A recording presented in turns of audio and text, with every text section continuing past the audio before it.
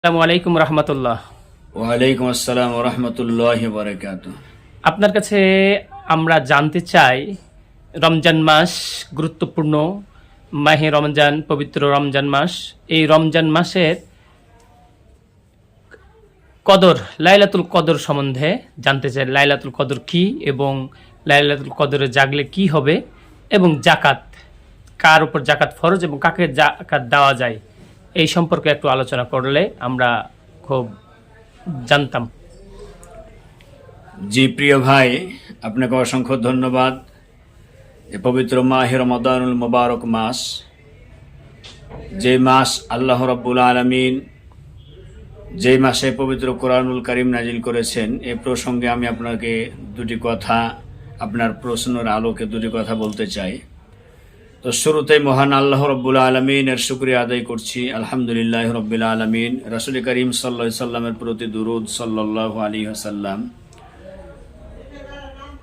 আউযু বিল্লাহি মিনাশ শাইতানির রাজীম। বিসমিল্লাহির রহমানির রহিম। শাহরু রমাদানাল্লাযী উনজিলা ফীহিল কুরআন। মহান আল্লাহ রাব্বুল আলামিন ইরশাদ ফরমায়েছেন যে আমি আল্লাহ তাআলা পবিত্র মাহে রমাদানুল মুবারক মাসে কোরআনুল কারীম নাজিল করেছি। আল্লাহ তাআলা বলছেন অন্যত্রে, ইন্না আনজালনাহু ফি লাইলাতিন মুবারাকাহ। নিশ্চয় আমি আল্লাহ তাআলা কোরআনুল কারীমকে নাজিল করেছি বরকতময় পূর্ণ একটি রাত্রে। সেই বরকতময় পূর্ণ রাত্রিটি কোনটি? আল্লাহ সুবহানাহু ওয়া তাআলা ইরশাদ ফরমায়েছেন যে ইন্না আনজালনাহু ফি লাইলাতুল কদর। নিশ্চয় আমি আল্লাহ তাআলা লাইলাতুল কদরের রাত্রে কোরআনুল কারীম নাজিল করেছি। তো লাইলাতুল কদরের রাত্রিটা হচ্ছে অতীব বরকতময় রাত্রি, অতীব পুণ্যময় রাত্রি, যে রাত্রি সম্পর্কে আল্লাহ রাব্বুল আলামিন প্রশ্ন করছেন, ওমা আদরাকা মা লাইলাতুল কদর। নবী, আপনি কি লাইলাতুল কদর সম্পর্কে অবগত আছেন? আপনি কি কিছু জানেন? আল্লাহ সুবহানাহু ওয়া তাআলা তিনি প্রশ্ন করে উত্তর সত্যায়ন করছেন যে লাইলাতুল কদরি খায়রুম মিন আলফি শাহর। লাইলাতুল কদরের রাত্রিটা হচ্ছে হাজার মাসের চাইতে শ্রেষ্ঠতম একটি রাত্রি। অর্থাৎ ৮৩ বছর ৪ মাসের চেয়েও একটা রাত্রি হচ্ছে লাইলাতুল কদরের রাত্রির মর্যাদা, লাইলাতুল কদর। উল্লেখ থাকে যে উম্মতে মুহাম্মাদের জন্য আল্লাহ রাব্বুল আলামিনের পক্ষ থেকে মেসেজ এসেছে। আল্লাহ রাব্বুল আলামিন একটি মেসেজ দিয়েছেন। বনি ইসরাইল গোত্রের বিশিষ্ট কয়েকজন নবীদের সম্পর্কে বিশ্বনবী সাল্লাল্লাহু আলাইহি সাল্লাম আলোচনা করতেছিলেন যে নবী বনি ইসরাইলের বিশিষ্ট 4 জন ব্যক্তির বিষয়ে, যেমন হযরত আইয়ুব আলাইহিস সালাতু ওয়াস সালাম, হযরত জাকারিয়া আলাইহিস সালাতু ওয়াস সালাম, হযরত হিজকিল আলাইহিস সালাতু ওয়াস সালাম এবং হযরত ইউসা আলাইহিস সালাতু ওয়াস সালাম। এই 4 জন বিশিষ্ট নবীদের বিষয়ে বিশ্বনবী সাল্লাল্লাহু আলাইহি সাল্লাম সাহাবায়ে কেরামদের নিয়ে আলোচনা করছিলেন যে তারা সবাই 80 বছর করে ইবাদত বন্দেগী করতে সুযোগ পেয়েছে এবং ওই সময়ের মধ্যে তারা চোখের পলক পর্যন্ত ফেলেননি। চোখের পলক পর্যন্ত তারা সময় পর্যন্ত তারা নাফরমানি করেন নাই। অর্থাৎ সব সময় আল্লাহ রাব্বুল আলামিনের ইবাদত বন্দেগীর মধ্যেই সময়টাকে অতিবাহিত করতেন। সম্মানিত উপস্থিতি, সম্মানিত শ্রোতা মণ্ডলী, দর্শক মণ্ডলী, রাসূল করিম সাল্লাল্লাহু আলাইহি ওয়াসাল্লাম ইরশাদ ফরমায়েছেন, মান কামা লাইলাতুল কদরি ঈমানান ওয়া ইহতিসাবান গুফিরা লাহু মা তাকদ্দামা মিন যামবিহি ওয়া মা তাআখার। বিশ্বনবী সাল্লাল্লাহু আলাইহি ওয়াসাল্লাম ইরশাদ ফরমায়েছেন, যে ব্যক্তি ঈমানের সাথে সওয়াবের উদ্দেশ্যে লাইলাতুল কদরের রাত্রি ইবাদত বন্দেগীর মধ্যে কাটাবে, আল্লাহ রাব্বুল আলামিন তার বান্দা বান্দীদের অতীতের সব গুনাহগুলিকে মাফ করে দিবেন। সুবহানাল্লাহি ওয়া বিহামদিহি সুবহানাল্লাহিল আযীম।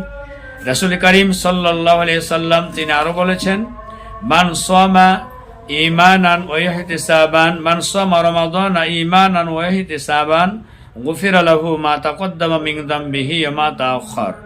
বিশ্বনবী সাল্লাল্লাহু আলাইহি ওয়াসাল্লাম ইরশাদ ফরমায়েছেন, যে ব্যক্তি ঈমানের সাথে সওয়াবের উদ্দেশ্যে, সওয়াবের আশায় রমাদানুল মুবারক মাসের সিয়াম পালন করবে, আল্লাহ রাব্বুল আলামিন তার বান্দা বান্দীদের অতীত সব গুনাহগুলি মাফ করে দিবেন। সুবহানাল্লাহ। অর্থাৎ আল্লাহ রাব্বুল আলামিন তার বান্দাদের জীবনের গুনাহগুলিকে পুড়িয়ে ফেলার জন্য, গুনাহগুলিকে শেষ করে দেওয়ার জন্য, গুনাহ থেকে মুক্ত জীবন যাপন করার জন্য আল্লাহ রাব্বুল আলামিন উম্মতে মুহাম্মাদের জন্য বিশেষভাবে রমাদানুল মুবারক মাসের সিয়াম পালন করাকে ফরজ করে দিয়েছেন।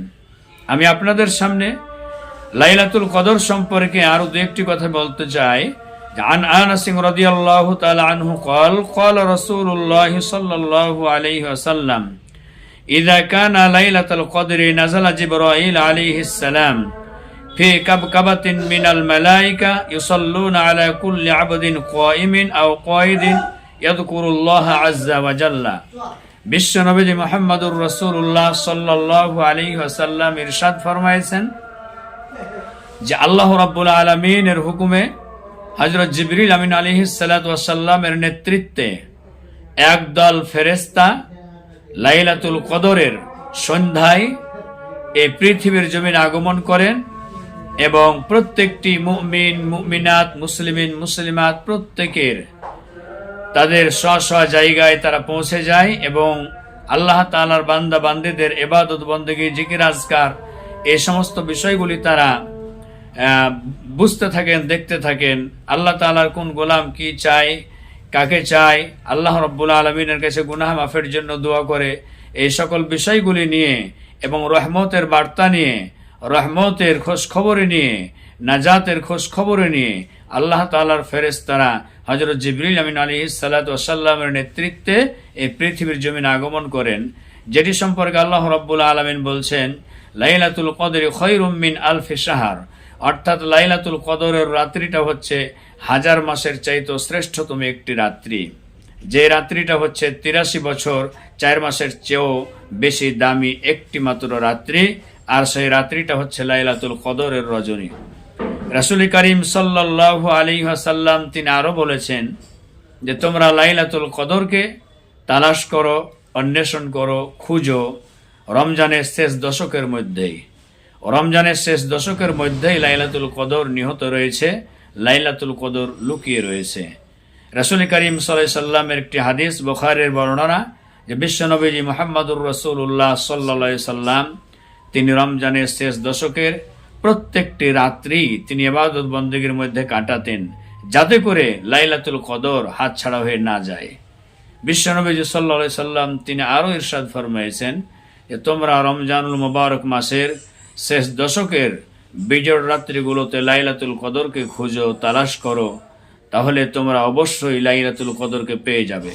সম্মানিত উপস্থিতি, আমার প্রিয় দর্শক ও শ্রোতা মণ্ডলী, আপনাদের জ্ঞাতার্থে জানাচ্ছি বিশ্বনবী মুহাম্মদুর রাসূলুল্লাহ সাল্লাল্লাহু আলাইহি ওয়াসাল্লাম তিনি যেহেতু লাইলাতুল কদরকে খোঁজার জন্য, তালাশ করার জন্য রমজানের শেষ দশকের প্রত্যেকটি রাত্রি ইবাদত বন্দেগীর মধ্যে কাটাতেন এবং রমজানুল মুবারক মাসের শেষ দশকের বিজোড় রাত্রিগুলো ইবাদতের মধ্যে কাটাতেন, যাতে করে লাইলাতুল কদর হাতছাড়া হয়ে না যায়, হারিয়ে না যায়।